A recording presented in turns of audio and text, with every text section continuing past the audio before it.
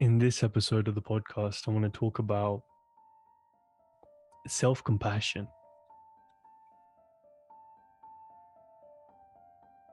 I've got a cup of tea here with me, as always. This is yerba mate tea. It's a great replacement for coffee. If you're not a big fan of coffee or you just are too sensitive to that much caffeine, then yerba mate is a great tea from South America, I think.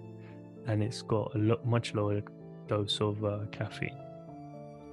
I love the smell of coffee. I love black coffee, but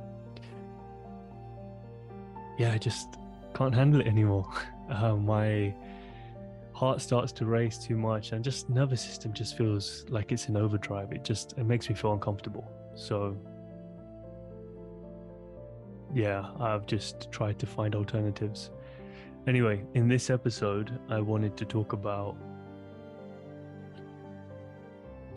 taking a moment to pause and allowing yourself to be more compassionate towards yourself, first and foremost, being compassionate to yourself. And what do I mean by that? I mean, this is the first time that you're living this day in this moment as you are now. And let me explain a bit more. So when you're 1 year old, you're one for the first time. You're figuring out how to be one. When you're 10, you're figuring out how to be a 10-year-old. When you're 18, you're figuring out how to be a teenager. When you're 20, and then when you become a parent, if you become a parent, when you have your first opportunity in work, whatever you do in life, you're doing it for the first time in this very moment. Who you are now is experiencing life for the first time in the circumstances that you're in. And so just allow that to sink in. You know, if you're 25, then you're 25 for the first time. If you're 55, you're 55 for the first time. When you're 80, you're 80 for the first time in this life. And so you're figuring out how to be or how to do life at that age. How do you do life at that age? You can read about it. You can inherit beliefs about what you should be doing and how you should be acting and who you should be by a certain age. But it's only when you reach that age and live life firsthand do you begin to learn how to be. And so just take off the pressure. Take off the pressure of needing to be 100% on your A game, needing to accomplish and be more productive and to do more and to have more and to be more and to have it all together. You don't need to have it all together. No one has it all together.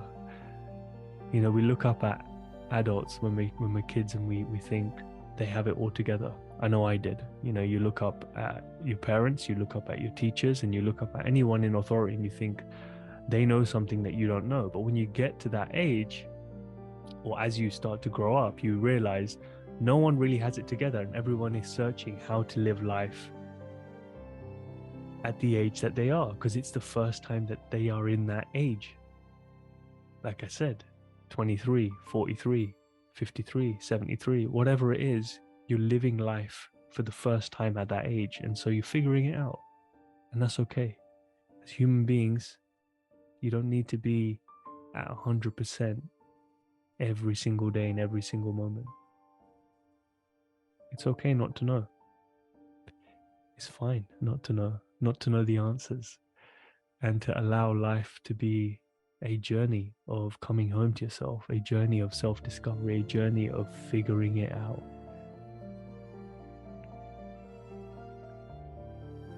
Every area of your life requires you to be more self-aware so that you can figure out your way of doing life in each of those areas, whether it's financially, whether it's in relationships, whether it's sexually, whether it's emotionally, whether it's work, or figuring out your passion, or the type of exercise you like to do.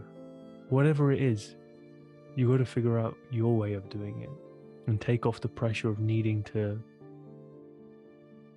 perform at 100% and to do more and to be more and to have more.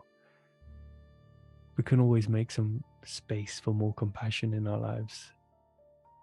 Make some room for more compassion. Don't beat yourself up so much.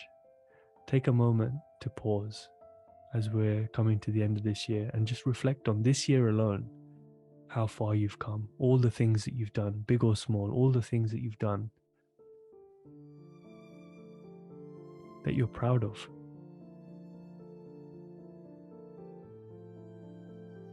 Once you start writing, I'm sure you'll think of at least 5 or 10 things that you're proud of.